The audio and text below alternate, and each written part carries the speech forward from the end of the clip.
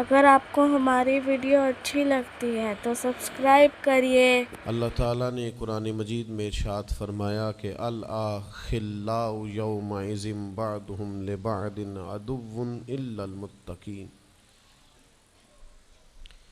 فرمایا بڑے گہرے دوست بھی قیامت والے دن دشمن بن جائیں گے سوائے ان کے جو پرہیزگار ہوں گے۔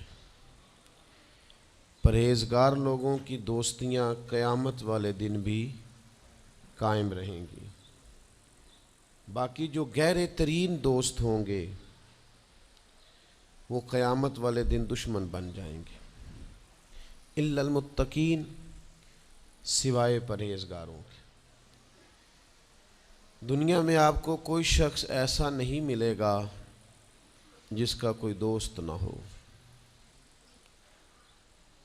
اور وہ لوگ بھی بڑی کثرت سے ملیں گے جو دوستوں کا شکوہ بہت کرتے ہیں۔ دوستیاں لگانا، دوست بنانا، تعلقات استوار کرنا یہ منع نہیں، شرط یہ ہے کہ دوستی اللہ تعالیٰ کی رضا کے لیے لگائی جائے۔ ہمارے ہاں جتنی تیزی کے ساتھ دوستیاں لگتی ہیں اس سے زیادہ تیزی کے ساتھ دوستیاں ٹوٹ جاتی ہیں۔ اس کی سب سے بنیادی اور اہم وجہ یہ ہوتی ہے کہ ہمارے ہاں دوستیوں کا جو معیار ہوتا ہے وہ دنیاوی لالچ ہوتا ہے۔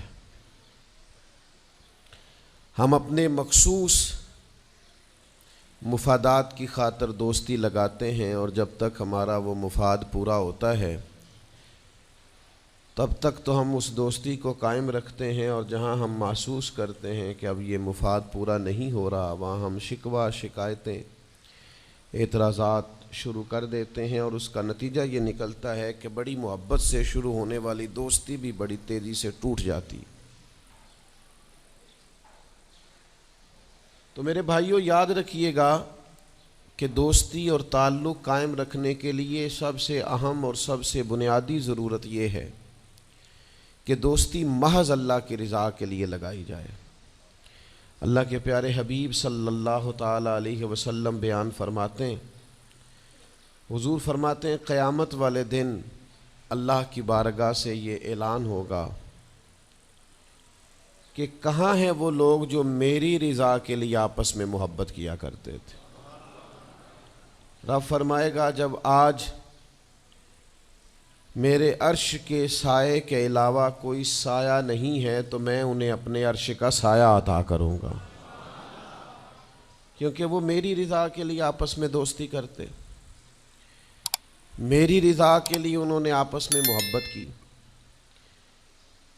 تو دوستی کا سب سے پہلے تو یہ سٹیٹس بنائیں کہ اس کے اندر محض اللہ کی مرضی، اللہ کی رضا، اللہ کی رضا کے لیے ایک دوسرے سے پیار، منفعت نہ ہو اس کے اندر کوئی بھی، دنیاوی لالچ کوئی بھی نہ ہو، ہرس نہ ہو، ہوس نہ ہو، طمع نہ ہو، ذاتی مفادات نہ ہو۔ جب ان سے بالاتر ہو کر لوگ دوستیاں لگاتے ہیں تو وہ دوستیاں قائم رہتی ہیں۔ اللہ کے پیارے محبوب صلی اللہ تعالیٰ علیہ وسلم نے فرمایا قیامت والے دن کچھ لوگ ایسے ہوں گے جن پر انبیاء اور اولیاء رشک کریں گے، ان کے چہرے 14ویں رات کی طرح چمک رہے ہوں گے، انہیں نور کے ممبروں پہ بٹھایا جائے گا۔ یا رسول اللہ اتنی فضیلت ان لوگوں کو حاصل ہے، یہ کون لوگ ہیں؟ تو حضور فرماتے ہیں یہ وہ لوگ تھے جو جس سے بھی دوستی لگاتے تھے، پیار کرتے تھے، محض اللہ کی رضا کے لیے کرتے۔ تو اللہ تعالیٰ صبح قیامت انہیں اعزازات سے نوازے گا، شرف سے نوازے گا، فضیلت سے نوازے گا۔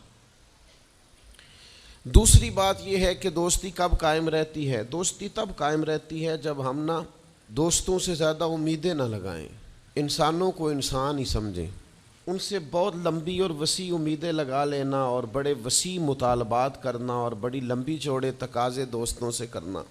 میں اکثر دوستوں کی خدمت میں یہ گزارش کیا کرتا ہوں کہ اپنے دوستوں سے کوئی مطالبہ کر کے انہیں آزمائش میں نہ ڈالو۔ تم نے اپنے ہی دوست کو لا کر پل صراط پہ کھڑا کر دیا ہے، بیچارہ اس طرف جائے کہ اس طرف جائے۔ ان سے کوئی ایسا مطالبہ کرنا جو ان کی پہنچ سے باہر ہو، ان کی حیثیت سے بڑھ کر ہو۔ ان کی طاقت سے زیادہ ہو تو اس کا مطلب یہ ہے کہ آپ نے اپنی دوستی کو خود آزمائش میں ڈال دیا ہے۔ آپ اتنے لمبے چوڑے تقاضے نہ کریں، آپ محدود سا لوگوں کے ساتھ تعلق بنائیں۔ وہ جی میں اس کے اتنا کام آیا ہوں تو اب اس کو اس سے ڈبل آنا چاہیے، تو آپ نے دوستی کی نہیں، آپ نے تو تجارت کی۔ اگر آپ کی محبت ہوتی تو پھر تو آپ کا انداز اور ہوتا، جب تیرا حکم ملا ترک محبت کر دی، دل مگر اس قدر تڑپا کہ قیامت کر دی۔ تو یاد رکھیے گا کہ آپ حکم جب آ گیا، جب آپ محسوس کریں تو اس وقت پھر آپ اس چیز کو سمجھ جائیں۔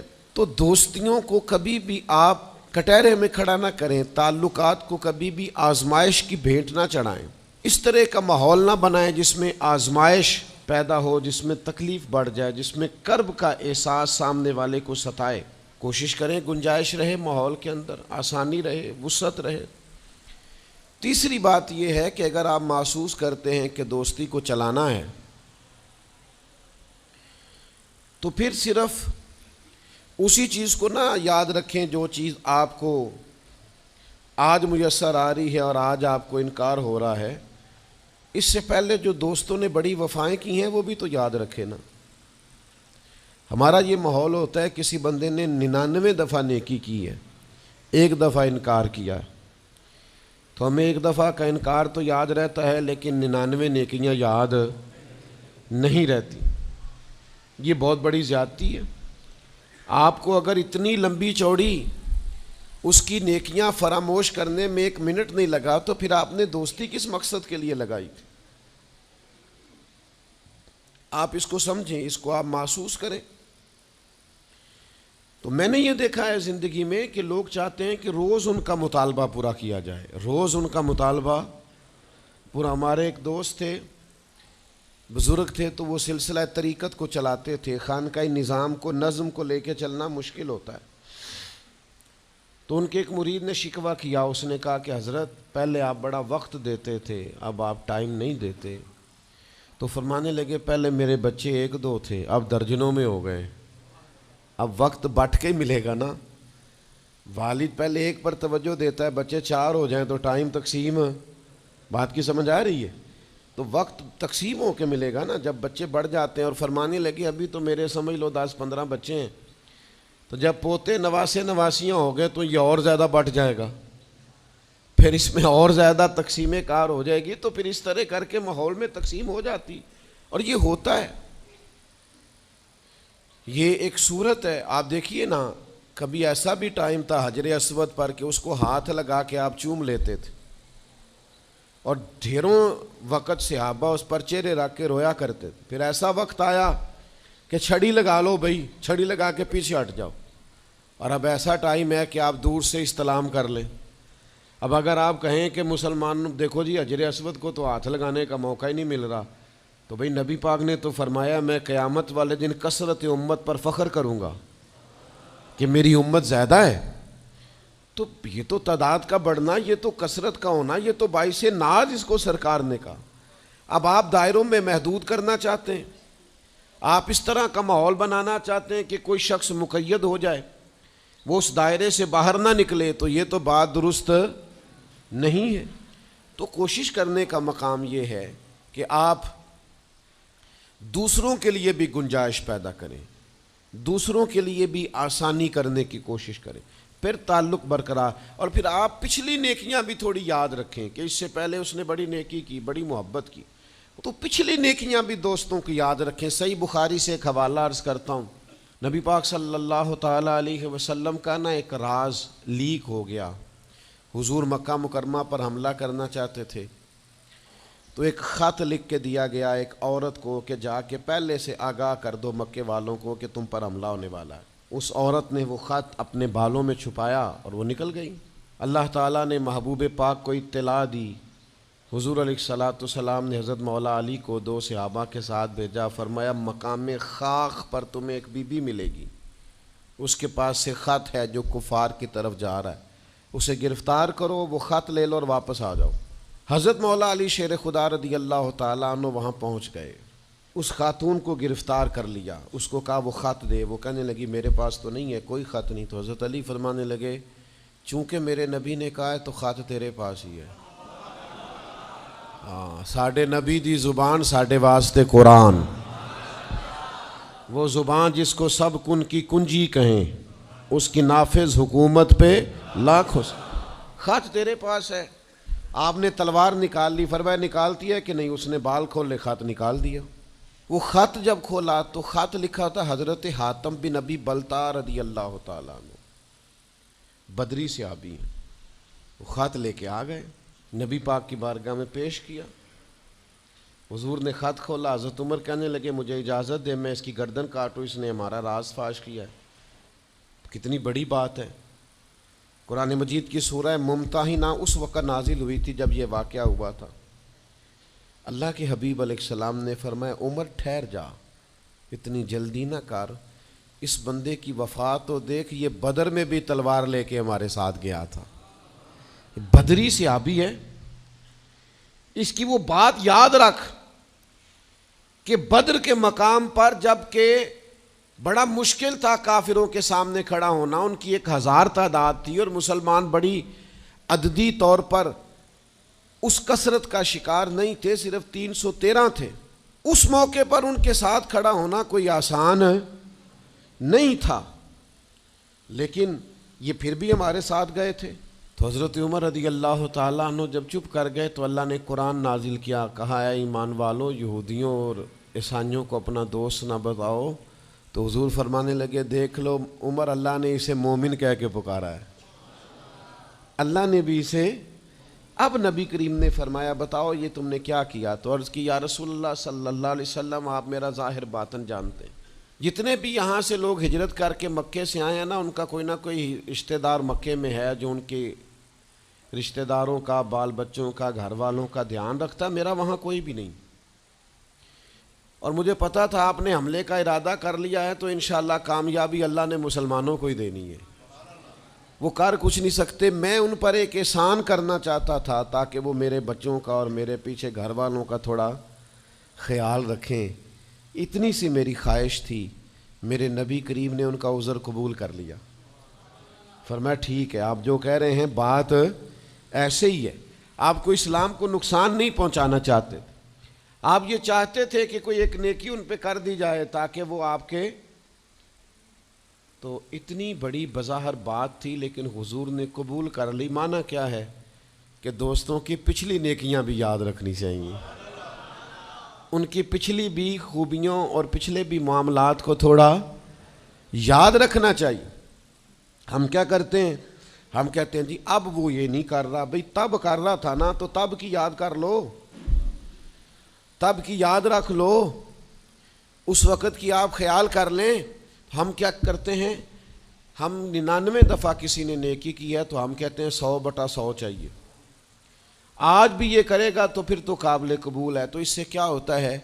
اس سے تکلف پیدا ہوتا ہے. ایک آدمی روز کیسے نیکی کر سکتا ہے؟ چوتھی بات یہ ہے اگر ہم چاہتے ہیں دوستیاں نبھیں تو اسلام کا ایک حسن ہے کہ اسلام دین اعتدال ہے. اسلام کہتا ہے چلو ہی ذرا معتدل ہو کے، پہلے ہی ذرا تھوڑا سا احتیاط سے چلو. ہم جب کسی بندے کے اوپر فدا ہوتے ہیں تو پھر پورے ہی فدا ہوتے ہیں، پھر تو جناب یہ بھی تیرا ہے، یہ بھی تیرا ہے، یہ بھی تیرا ہے. اور جب بعد میں لڑائی ہوتی ہے تو چائے کی پیالیوں کا بھی حساب کرتے ہیں کہ وہ جو وہاں جاتے ہوئے چائے پی تھی نا، اس کے پیسے بھی میں نے دیے تھے، لہذا وہ بھی میرے بنتے ہیں واپس کر. کورے ورک کتاب نہیں ہوندے، پتھر دل گلاب نہیں ہوندے، اور سجنا پہلوں ہی سوچ کے لائیں پھر یاراں نال حساب نہیں ہوندے. آپ سوچ سمجھ کے دوستی لگائیں، تعلقات کو سوچ سمجھ کے لے کے آگے چلیں. نبی پاک صلی اللہ علیہ وسلم نے فرمایا وقفے سے ملا کرو محبت بڑھتی ہے. تھوڑا نا وقفے سے ملا کرو، اس سے محبت بڑھے گی. یہ جو بہت وارفتگی ہے نا، بہت وارفتگی ہے، بہت جوش ہے، تو اس کا نتیجہ یہ نکلتا ہے کہ جتنی زور سے گیند دیوار سے لگتی ہے پھر اتنی زور سے ہی گیند واپس آتی ہے، اس کے نتائج ٹھیک نہیں نکلتے. تو عرض یہ کرنا چاہتا ہوں کہ اعتدال میں رہیں، معتدل رہیں، آپ اس حد سے تجاوز ہی نہ کریں. میرے پاس یہاں ایک دوست آئے تو مجھے کہنے لگے جی میرا دوست بڑا اچھا تھا، بڑا نائس تھا، بڑا بہترین تھا، بڑا پیارا تھا، میرے ایک دوسرے دوست نے اسے خراب کر دیا. تو میں نے کہا وہ دوسرا دوست میں سمجھا نہیں. کہنے لگے یہ میرا پرانا دوست تھا جس نے اسے خراب کیا, اور جسے کیا وہ نیا تھا 2-4 سال. اس کی میں نے دوستی لگائی تھی, اب وہ دونوں ڈائریکٹ ہو گئے اور مجھے انہوں نے بیچ میں سے نکال دیا ہے. تو میں نے کہا یہ تو اکثر ہوتا ہے, پہلی دفعہ تو نہیں ہوا, اس طرح تو ڈھیر دفعہ ہوتا ہے.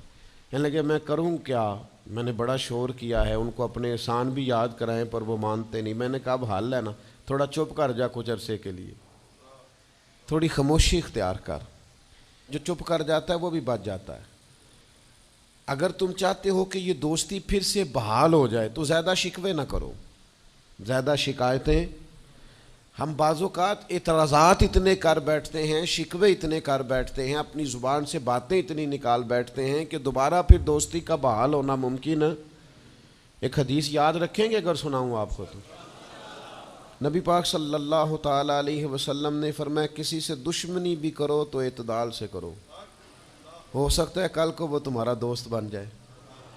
اور فرمایا کسی سے دوستی بھی کرو تو اعتدال سے کرو, ہو سکتا ہے کل یہ دشمن بن جائے. دوستی اور دشمنی میں یہ جامع ترمذی میں حدیث, اعتدال کا رستہ نہ چھوڑو, معتدل رہو. سارے راز ہی دے بیٹھنا, ساری باتیں پہلے کر لینا اور اعتراض کرنا, اب تو شکوے بھی پھر سارے ہی کر لینا. دوست کو اس کی کمزوریوں کا بھی پتہ ہوتا ہے, وہ ساری کمزوریاں بھی اس کی بیان کر لینا, اس کو بھی بتانا, اس کو بھی بتانا, اس سے بھی ذکر کرنا. تو یہ انداز درست نہیں ہے. آپ معتدل انداز میں دوستی لگائیں, اعتدال کے ساتھ چلیں, شکوے زیادہ نہ کریں, اعتراض زیادہ نہ کریں. وہ بے وفا ہی صحیح پھر بھی یار اپنا, چلو اس میں کمی ہے, وہ اس میں بے وفائی ہے, پر سجن تو اپنا ہے نا. تو دوستی ہماری ہے اس کے ساتھ, اس کی کمزوریوں کو چھپائیں. آپ اس معاملے پر تھوڑا سا اپنے ظرف کو کشادہ کریں, آپ تھوڑی وسعت پیدا کریں. ہم سمجھتے نہیں چیزوں کو, ہم غور نہیں کرتے,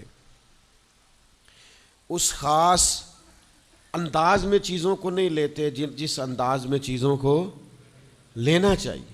ہماری ذاتی کمزوریاں ہوتی ہیں اور ہم ان کمزوریوں کا دوسروں پہ ڈال دیتے ہیں, کہتے ہیں وہ بے وفا نکل آیا. بھئی آپ بھی حد سے زیادہ فریفتہ تھے, اب آپ ہی حد سے زیادہ اعتراض کر رہے ہیں. حضور نے فرمایا جس کی تعریف کر لو پھر دوبارہ اس پر کبھی تنقید کر جو بیٹھے ہیں, تعریف تو ختم ہو گئی بات. پھر تھوڑی چشم پوشی کرو, انسانوں میں کمیاں بھی ہوتی ہیں.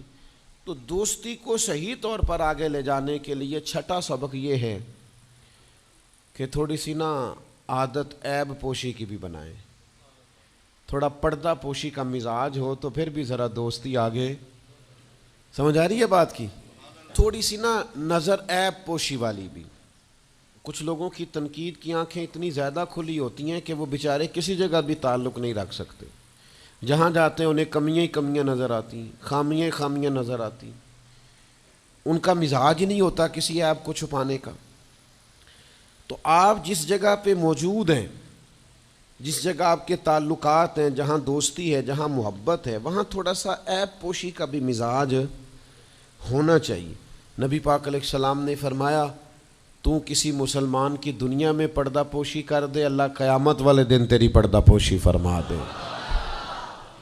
آپ تھوڑا سا اس کا عیب چھپا دیں, بات ختم ہو گئی. تھوڑی سی پردہ پوشی کر دیں. دیکھیں نا, ہمیں حکم دیا گیا ہے شریعت میں, کسی شخص کا انتقال ہو گیا, اب کچھ لوگ اس کے غسل میں شریک ہیں, تو ان کو حکم یہ ہے کہ اگر تم نے کوئی اچھی بات دیکھی نا, خوبی دیکھی, چہرہ کھل گیا ہے, جسم تر و تازہ ہے, تو یہ سب کو بتاؤ. اور اگر تم کچھ ایسی چیز دیکھو کہ بیماری کی وجہ سے جسم اکڑ گیا ہے یا کسی وجہ سے چہرے پہ کوئی سیاہی آ گئی, جو کسی سے ذکر نہ کرو. جانے والے کے لیے تم اچھی چیزوں کو تو بیان کرو لیکن نقائص کو کبھی بھی بیان نہ کرو. اور نبی پاک علیہ السلام نے فرمایا اذکروا محاسن موتاکم, جب تم میں سے کوئی دنیا سے چلا جائے تو اس کی اچھی اچھی باتوں کا بیان کرو, اس کی اچھی اچھی باتوں کا ذکر کرو, اس کی خیر والی باتیں ڈھونڈ کے لوگوں کو سناؤ. یہ خوبی پائی جاتی تھی, یہ خوبی پائی جاتی تھی, یہ خوبی پائی جاتی.